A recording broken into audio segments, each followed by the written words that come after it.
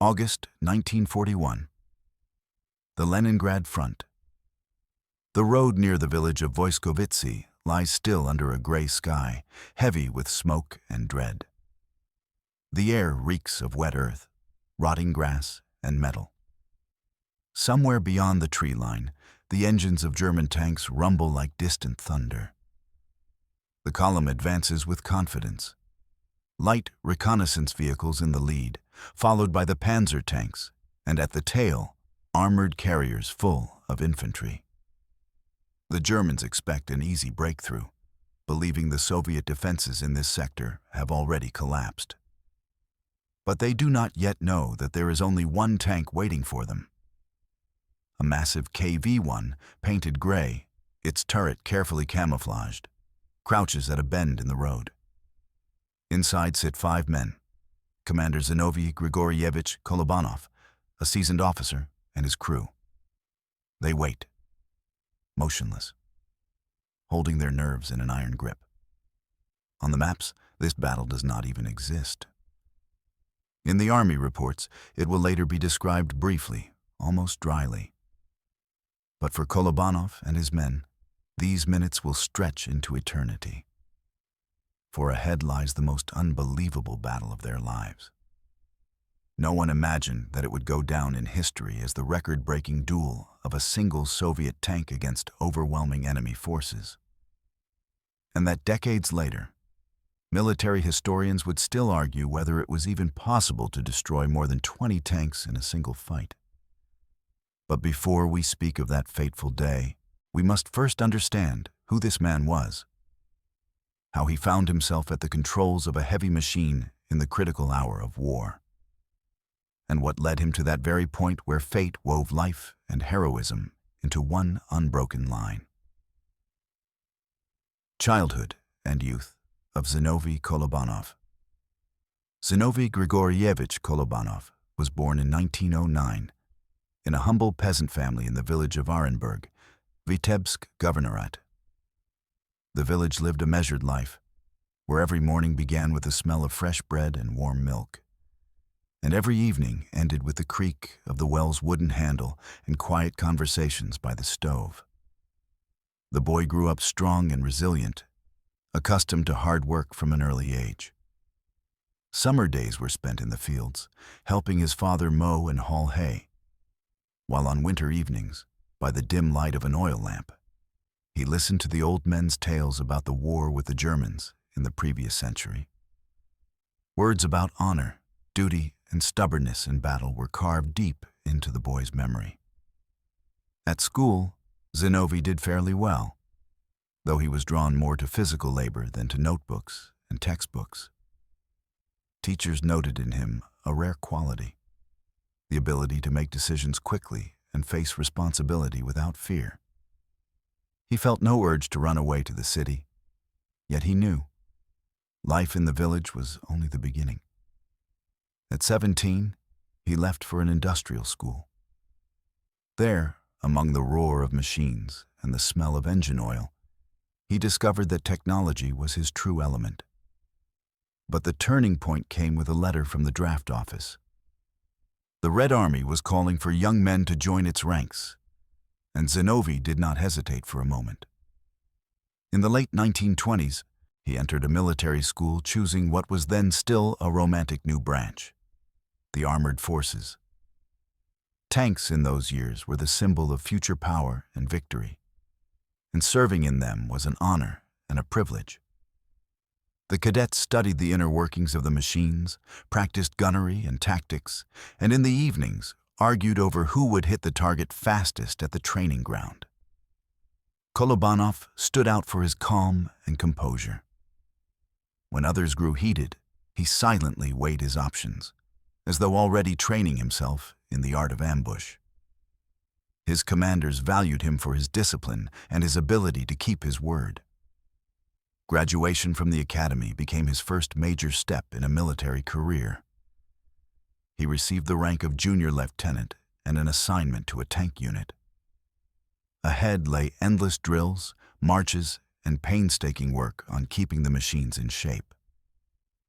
But Zinoviy knew all of this was only preparation for the true trial that sooner or later would come his way.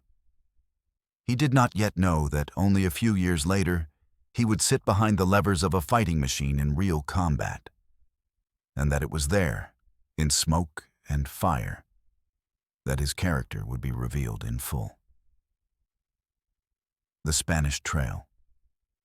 The mid-1930s became the time when the world was slowly yet inevitably sliding toward another great war. Civil war was already raging in Spain. The Soviet Union, supporting the Republicans, sent volunteers, pilots, artillerymen, tank crews. Officially, their mission remained instructor duty, but in reality, these were full-scale combat operations. For Zinoviy Kolobanov, the proposal to go to Spain came unexpectedly. The command selected not only experienced, but also psychologically stable officers. Candidates had to be able to act alone, quickly find their bearings in unfamiliar terrain, and keep their mouths shut. Kolobanov was a perfect match. He arrived in Spain under the guise of an instructor, though very soon he found himself in the very center of the fighting. There he faced, for the first time, German equipment and tactics. The Germans were fighting on Franco's side. Their panzers were not yet the terrifying machines that would appear in 41. But their coordination and close cooperation with aviation made a strong impression. In one of the battles near Madrid, he experienced for the first time that feeling which would follow him through the great Patriotic War. When the armor trembles from impacts, but the machine keeps rolling forward. The crew acted as one, and despite the enemy's numerical superiority, they managed to break through the line and knock out several enemy vehicles. The Spanish mission became for him a school of survival and mastery. He learned to quickly find the weak spots in enemy armor, to use the terrain, to hide from aircraft. It was there he understood the value of a well-prepared ambush. When the enemy believes he is on the attack, yet in fact is walking straight into a trap. Returning to the USSR, Kolobanov was no longer just a commander. He was a combat officer with real war experience. He was respected in his unit, and young tankers sought to serve under his command. He did not shout, did not impose pointless displays of discipline, but demanded one thing: precision in carrying out orders and absolute trust in one another during battle. These qualities, tempered under the blazing Spanish sun, would soon serve him well on his native soil. For the war was approaching, a war where every skill, every lesson, would mean the difference between life and death. The beginning of the war. June 1941 found Zinoviy Kolobanov serving as the commander of a tank company in one of the units of the Leningrad military district. The unit he served in was stationed in the northwestern sector, near the Soviet-German border as defined by the Non-Aggression Pact. Formally, there was peace, yet every officer understood. Germany was concentrating its forces, and the smell of war already hung in the air. In the first hours of June 22nd, the garrison was put on alert. At first came reports of bombings, and then of advancing Wehrmacht tank and motorized divisions. The war that Soviet newspapers had called impossible just the day before had begun. Kolobanov, as an experienced officer, quickly assessed the situation. His company would have to hold back the advance with only a few dozen vehicles, including light BT tanks and medium T-26s, already outdated by that time. The Germans, meanwhile, had thrown fresh Panzer IIIs and Panzer IVs into battle, supported by aviation and motorized infantry. The first weeks of the war were grueling. The Red Army retreated, trying to buy time for the defense of Leningrad. Marches along shattered roads, constant Junker raids, shortages of fuel and spare parts. All this became a routine part of service. Kolobanov skillfully pulled his company out from under strikes, trying to save both equipment and men. By July 1941, the situation on the Leningrad front had grown critical. The Germans broke through the defenses in several sectors, and the command decided to use the heavy KV-1 and KV-2 tanks for local counterattacks and to slow the enemy advance. These machines, with their 75mm frontal armor and powerful 76mm gun, were almost invulnerable to the early German cannons. Kolobanov was appointed commander of a company of 5, KV-1. He was tasked with covering the approaches to Krasnogvardeysk, today Gatchina, and disrupting the enemy's advance along strategically vital roads. The task was daunting. German columns were moving almost without pause, while the Soviet forces lacked enough troops for a continuous defensive line. In mid-August, his company received orders to take up defensive positions near the village of Voiskovitsy. The terrain was broken. Fields, sparse groves, dirt roads that the Germans used for the movement of their armored columns. Kolobanov personally chose the ambush positions. Each tank was camouflaged in a gully or at the forest's edge, with firing sectors carefully cleared. His own tank took a position at a bend in the road leading to Krasnogvardeysk, the perfect point for a sudden strike. On the evening of August 19th, he gathered his crew. In a calm voice, he explained the plan. "We fire only on my command. The first shot, at the lead tank, to stop the column. The second, at the last one. Then we work through the rest. No panic. Save every shell and round." The crew understood. Ahead lay a battle that might well be their last. At that time, the Soviet command was preparing the defense of Leningrad. Every minute won could mean additional fortifications, trenches, artillery emplacements. And so Kolobanov's ambush carried significance far beyond a single company action.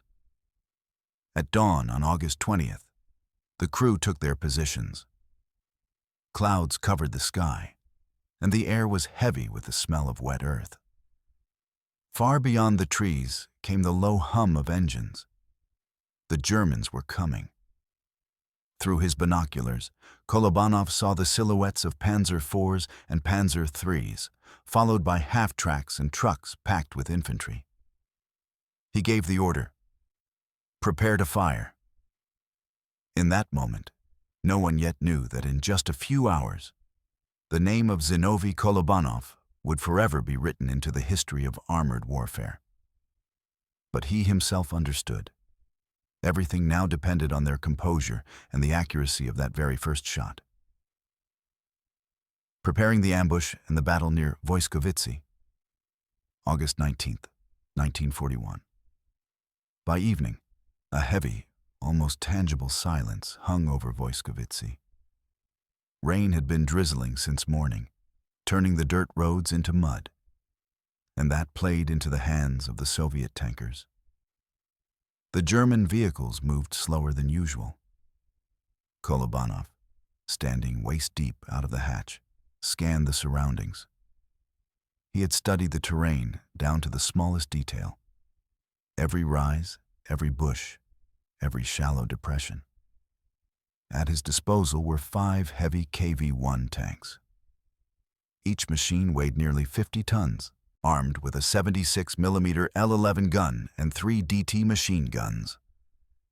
The main trump card of the tank was its armor, a 75mm thick frontal plate, which, in August 41, the German PaK 35-36 anti-tank guns could not penetrate even at point-blank range. Kolobanov chose a position for his own tank at a sharp bend in the road, half a kilometer from the village. Ahead lay a small copse of trees. To the left, a swampy lowland. To the right, a rise that hid them from enemy observers.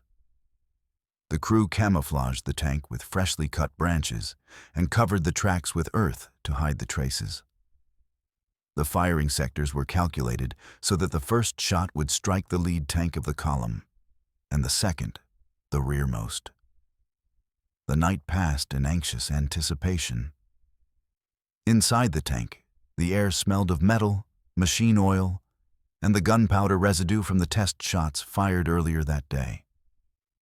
Driver-mechanic Andrei Usov checked the track tension.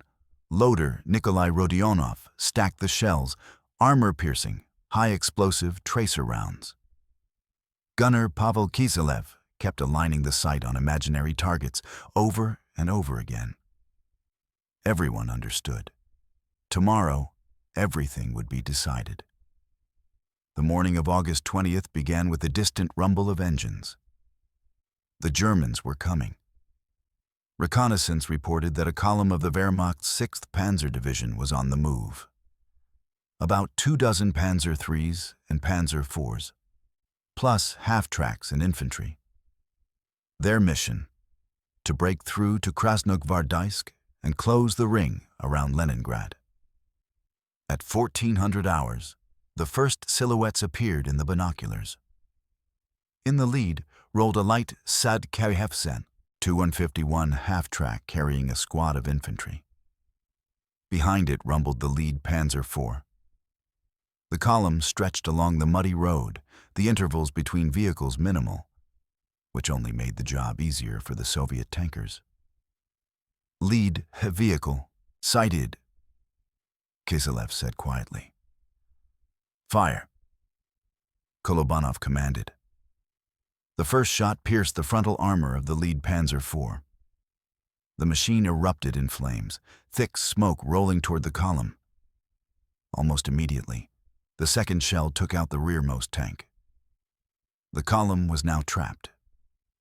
The Germans were stunned. There was no way forward and no way back. The methodical hunt began. Kiselev fired calmly, without haste. Each hit meant one less enemy vehicle. The Germans tried to wheel their guns into position along the roadside, but the swamp and narrow road worked against them. For the first few minutes, they fired chaotically, their shells clanging against the KV's armor, leaving only dents. Soon the Germans figured out where the fire was coming from and tried to suppress the Soviet tank with mortars and artillery. Shells struck the earth nearby, shaking the ground, but the crew kept working. Rodionov passed shell after shell. Kiselev aimed. Usov shifted the tank forward and back, throwing off the enemy's aim. By 1500 hours, the battle had reached its peak. The crew had already accounted for 15 destroyed vehicles. Kolobanov remained cold-blooded, though in the headphones he could hear the heavy breathing of his men. When the Germans had only a handful of operational tanks left, they tried to break through along the roadside, but bogged down in the mud. Kiselev's last shot was aimed at an armored carrier trying to tow away the crew of a knocked-out Panzer. The road was now choked with burning wrecks, and the KV-1 crew had spent nearly all of their armor-piercing shells. The result, 22 enemy tanks and several half-tracks destroyed. The entire battle had lasted just over an hour. When the silence finally fell, Kolobanov ordered the crew to withdraw to a secondary position. The tank was intact, its armor bearing dozens of dents from hits. Not a single German shell had managed to penetrate the KV's protection. This battle became a record for the entire Great Patriotic War and entered the military textbooks as an example of a perfect heavy tank ambush. Aftermath of the battle. Awards, envy, and the shadow over a hero's name. After the battle near Voiskovitsi, Kolobanov's crew returned to base late in the evening of August 20th, 1941. The tank was covered in soot and mud, its armor bearing dozens of dents, traces of German shells that had failed to pierce it. The engine throbbed as if it too could feel exhaustion. Driver-mechanic Andrei Usov jumped down from his seat and, wiping his dirty hands, exhaled. Alive. Officers arrived at the company headquarters to make their report. When Kolobanov announced that their crew had destroyed 22 tanks and several armored carriers, the room fell silent. For any tank battle of that time, such numbers seemed almost impossible. The battalion commander asked for confirmation, and scouts verified the claim after inspecting the battlefield. The road was choked with burning, twisted wrecks, and the craters from KV-1 shells stretched for hundreds of meters. The military command decided to submit Kolobanov for the title of Hero of the Soviet Union. The documents were drawn up, signed at the divisional level, and sent to the front headquarters. But it was here that the strange story began. At the same time, Soviet newspapers were publishing accounts of the exploits of other tank crews, sometimes with far less impressive results, but with commanders who were much more convenient for propaganda purposes. According to his comrades, there was an unspoken rule at the front headquarters. The hero title was often awarded to those closer to higher command or with political backing. Kolobanov, despite his experience and authority, had no such patrons. His award recommendation was eventually changed.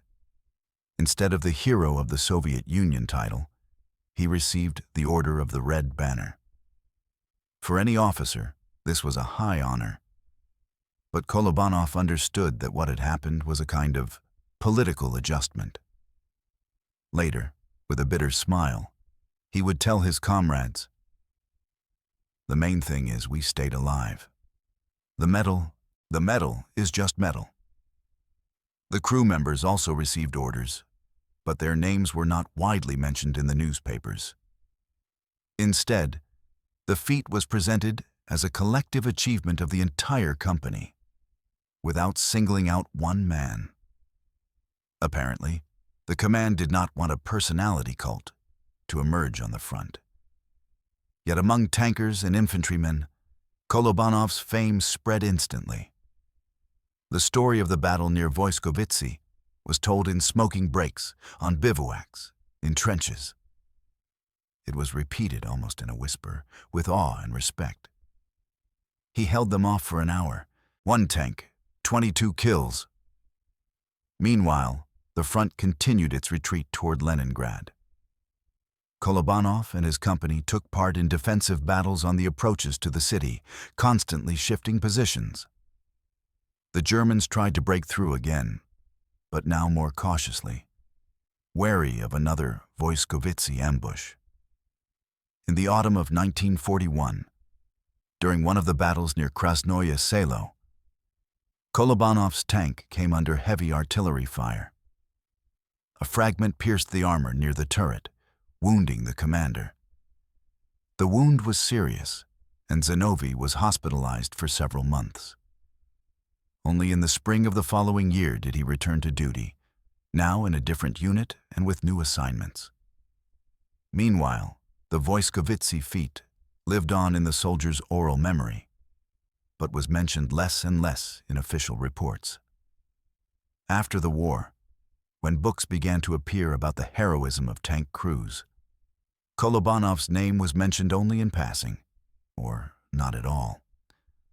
Only a few veterans and historians tried to restore justice.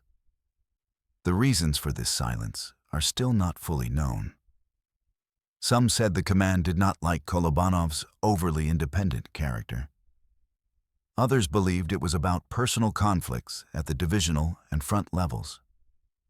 Still others thought that during the siege of Leningrad, the authorities simply did not want to focus on individual exploits, preferring to show mass heroism.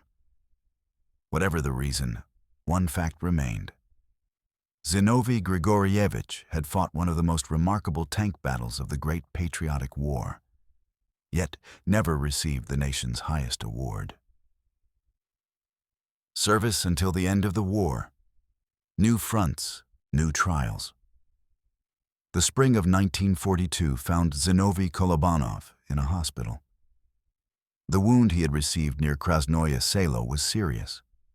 A fragment had damaged his shoulder and collarbone, and doctors feared he might never return to a tank. But the character forged by a village childhood and years of service did not allow him to think of demobilization.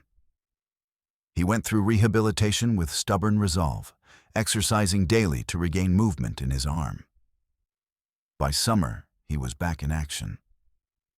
The command assigned him to one of the units of the Northwestern Front, where heavy positional battles were underway.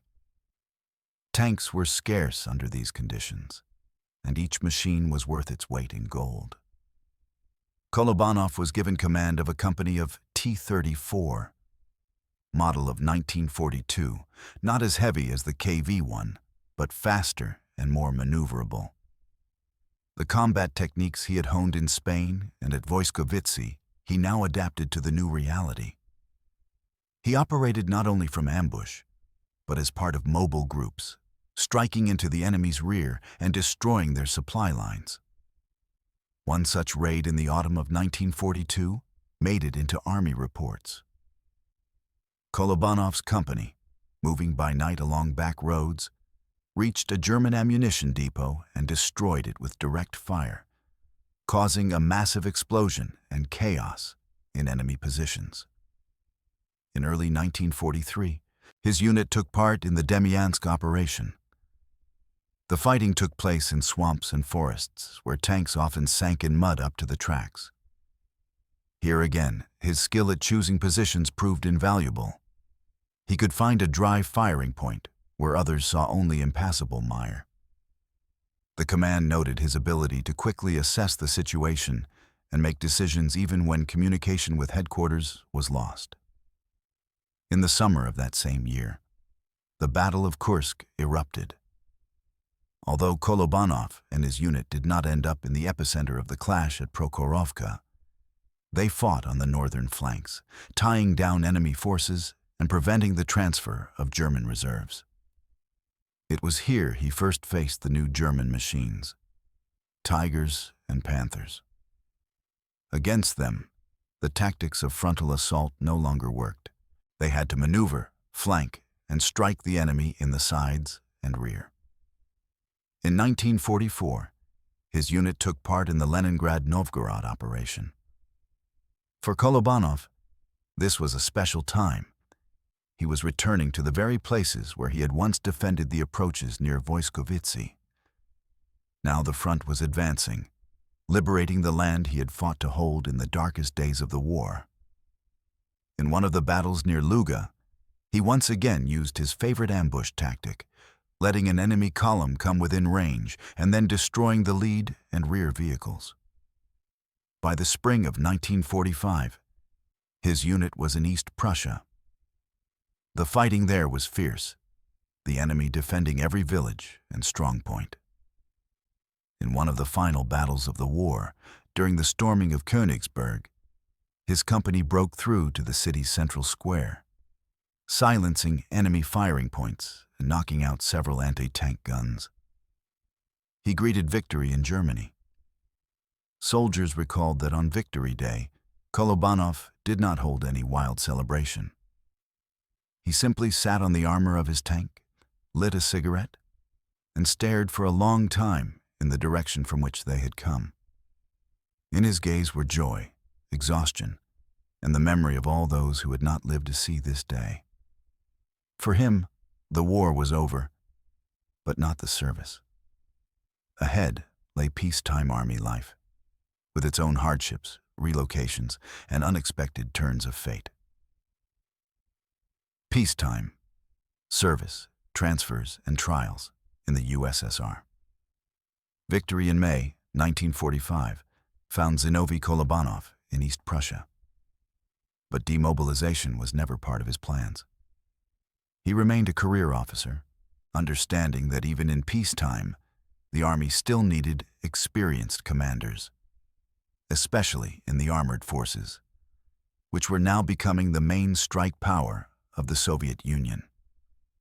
After a short leave in his native village, he returned to duty. At the end of 1945, He was appointed battalion commander in one of the units of the group of Soviet occupation forces in Germany. Service there was challenging. Discipline among the troops sometimes faltered. Trophies had to be strictly accounted for, relations with the local population had to be managed, and training tasks still had to be fulfilled. Kolobanov approached this with his usual calmness. He demanded precision and order from his men, but never abused his authority. Soldiers respected him for his fairness, and fellow officers for his ability to find solutions even in disputed situations. He kept officers' gatherings modest, preferring to discuss armored vehicles and field exercises rather than spend evenings in banquets. In the late 1940s, he was transferred to the Baltic region, to the Latvian SSR, where he was put in charge of a training tank battalion. Here began a new chapter of his service. He became a mentor for young officers and driver mechanics. During lessons, he often told cadets about the battle near WWII, always emphasizing that victory was the result of the entire crew's coordinated effort, not the glory of one man. Despite his merits, his career did not advance as quickly as that of some of his wartime comrades. In the army of that era, much depended on personal connections and patrons in the general staff. Kolobanov preferred to stay away from political intrigues, and sometimes this worked against him. In the early 1950s, he was transferred to the Belarusian military district. Here he continued his service as deputy regiment commander for combat training. It was a demanding and responsible position. He had to plan exercises, inspect equipment, develop march routes, and oversee gunnery performance. He actively participated in the testing of new armored vehicles. The arrival of the T-54 and T-55 tanks inspired the veteran. These were machines of a new generation, with stronger armor, more accurate guns, and superior mobility. Kolobanov quickly mastered their construction and trained officers to fight with them, applying all the lessons of the Great Patriotic War. But in the mid-1950s, a trial awaited him that had nothing to do with battle. During one of the training exercises at a testing ground, an accident occurred. A tank driven by a young mechanic overturned on a slope, damaging several vehicles and injuring personnel. Formally, Kolobanov was not to blame. But as the senior officer, he took responsibility. As a result, he received a severe reprimand and was transferred to a less prestigious post, a senior staff officer. For an ambitious commander, this might have been a heavy blow, but Zinoviy took it calmly. He continued to serve, performing his duties with the same diligence, and in every unit he worked, there was one certainty. If Kolobanov was in charge, the job would be done right. By the late 1950s, he returned to the Leningrad military district. Serving in this region allowed him to revisit the places of his wartime youth more often. Sometimes he would travel to the area of WWII, where that fateful battle had taken place.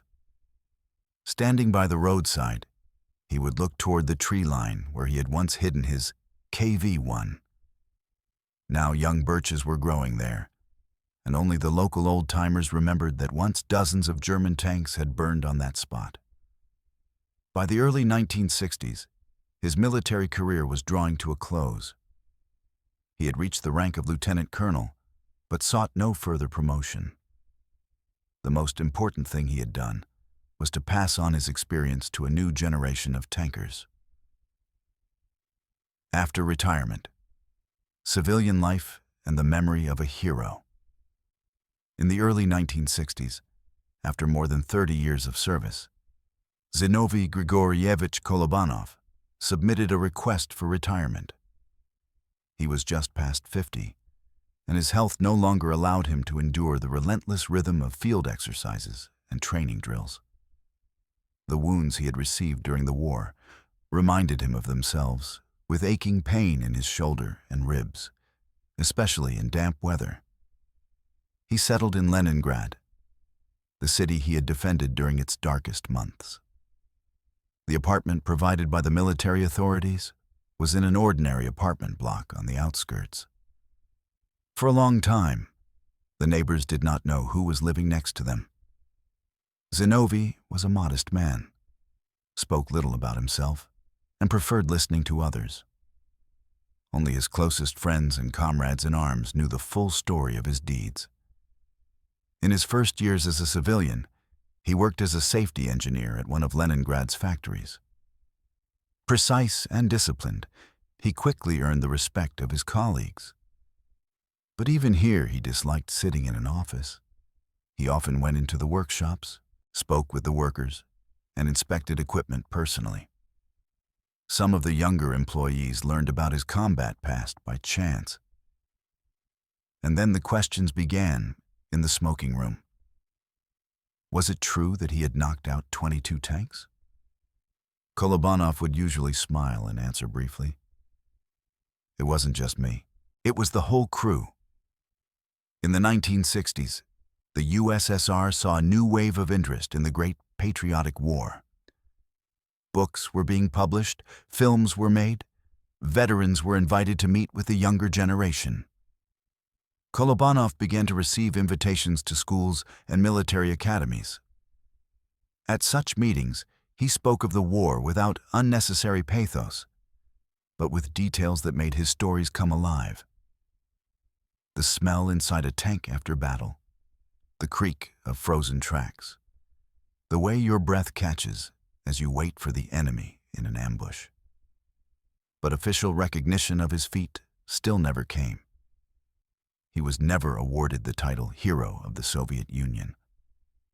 Veterans occasionally tried to raise the issue through official channels, but the bureaucratic machine remained deaf. In the award documents of that era, the battle near Voiskovitsy was mentioned only briefly, which made restoring historical justice even more difficult. By the mid-1970s, Kolobanov's health worsened. The effects of his wartime wounds, cardiovascular problems, and chronic fatigue increasingly confined him to a hospital bed. Nevertheless, he remained active in veteran organizations, met with young officers, and took part in memorial events. Most touching for him were the trips to the Voiskovitsy area. Sometimes entire buses of schoolchildren and cadets came there to hear the veteran tell the story right on the battlefield. He would stand by the road, point toward the grove, and say, "That's where we waited for them. And there, just past the bend, they came in a column." Many of those listening realized for the first time that history was not just pages in a textbook, but the very earth under their feet, soaked with sweat and blood. In his final years, he lived quietly, surrounded by family and close friends. Sometimes on Victory Day, the Order of the Red Banner and his medals would appear on his chest. He disliked being photographed, but agreed when his comrades were by his side. For him, the most important thing was that the memory of the war and its lessons would be passed on. Zinoviy Kolobanov passed away in the early 1980s.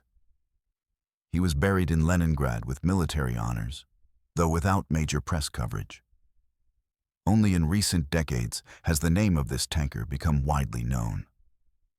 Today, a monument stands in Voiskovitsy commemorating his feat, and school children walking past it hear the story of how a single KV-1 stopped an entire enemy column. The memory of him lives not only in stone, but in the words of those who once heard his quiet, calm voice describing that sweltering August day of '41. The return of a name, how Kolobanov's feat emerged from oblivion. After Zinoviy Grigoryevich's death in the early 1980s, his name was rarely seen in the central press. Veteran newspapers and magazines sometimes published short notes about his battle near Voiskovitsy, but these pieces seldom reached beyond the local publications of the Leningrad region. He was not mentioned in school textbooks, and his name was absent from the official lists of the most celebrated Soviet tankers. The reasons for this neglect lay not only in bureaucratic indifference. Soviet historiography preferred to present heroism through the lens of collective achievement rather than personal records. And Kolobanov's battle, for all its outstanding results, was inconvenient in that it involved a single crew acting autonomously, not as part of a large formation. Yet memory lived on among the people. Comrades in arms and friends continued to tell the story of the Voiskovitsy ambush. Officers he had once trained passed it on to their own cadets. By the late 1980s, during the wave of Glasnost, a series of articles appeared about forgotten heroes of the war.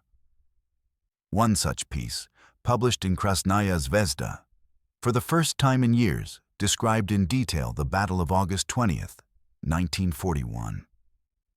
The true turning point came in the 1990s. Dedicated historians and researchers began to dig through archives, search for documents, award recommendations, and participants' memoirs. It turned out that maps showing Kolobanov's tank positions and the route of the German column had survived.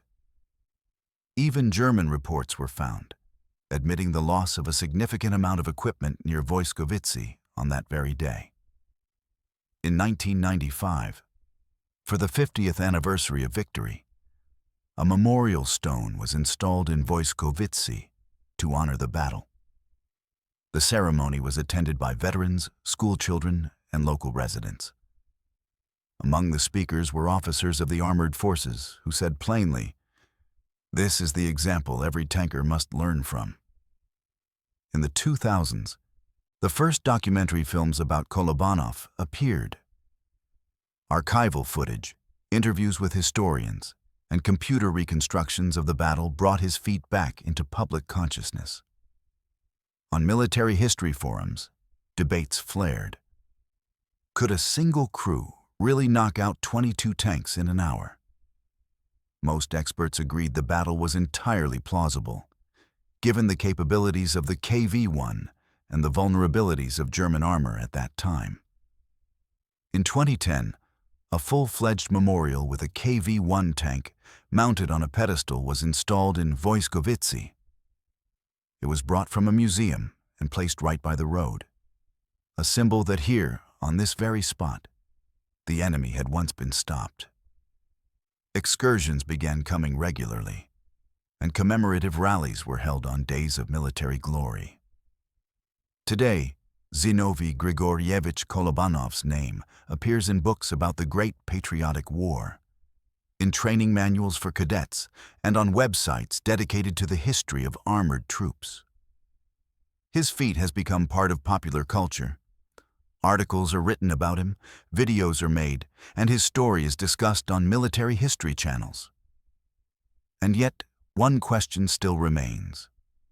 Why was he never awarded the title Hero of the Soviet Union?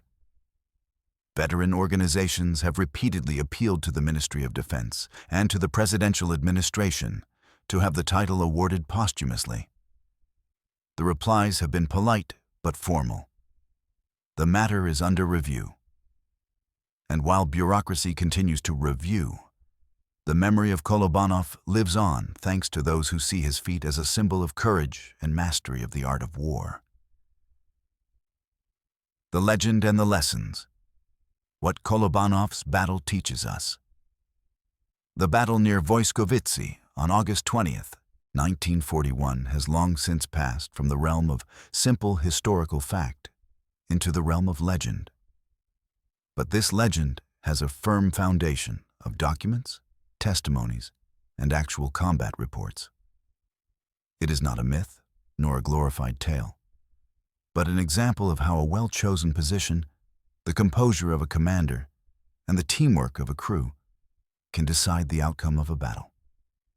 Military analysts dissecting this clash draw attention to several key factors. The first, the choice of position. Kolobanov found a spot where the road made a sharp turn, and the shoulders were impassable due to swamps. This eliminated any chance of maneuver for the German tanks and turned their column into a stationary target. The second, the tactical decision. The first shot at the lead vehicle and the second at the last blocked the column, stripping it of movement. This is an old ambush tactic, and that day, it worked to perfection. The third, the psychological factor. The Germans, accustomed to swift breakthroughs, faced unexpected resistance. They did not know how many tanks were hidden in the ambush and acted chaotically, which only increased their losses. Modern officers studying this episode also emphasize the moral side. The crew knew that if they were surrounded, they had almost no chance of survival. Their supply of shells was limited, communication could be cut off at any moment, and reinforcements might not arrive in time. And yet, they stayed in position until the very end, completing their mission in full. Kolobanov's feat is important not only as an example of military mastery, but as a reminder that in war, much depends on the character of the commander. A machine can be powerful, but without calm, calculation, and trust in one's men, it is nothing more than a heap of steel. Another lesson of this battle: the role of the crew.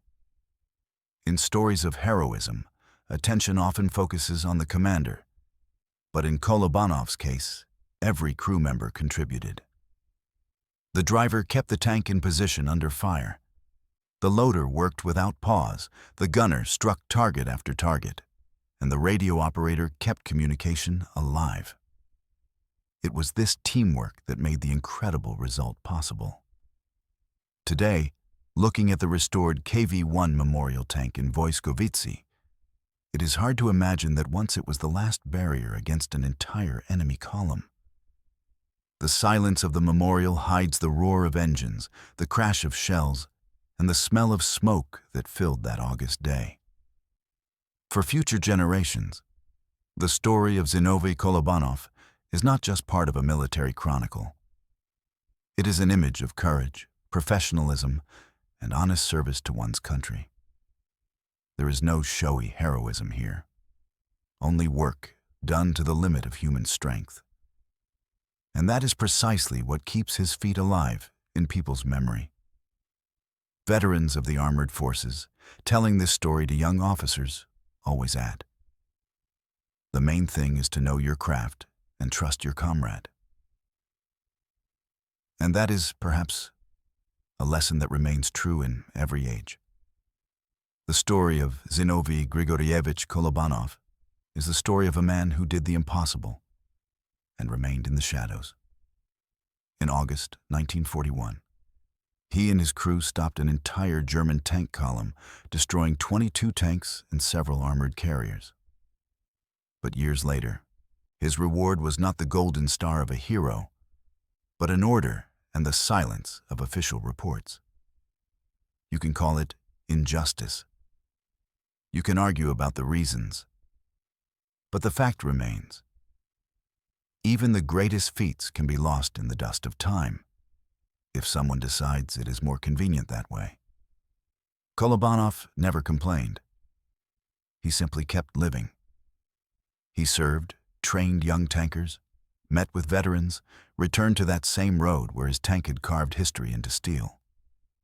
And perhaps this is the true heroism: not just to accomplish a feat, but to live one's life without bitterness, without pomp, without unnecessary words.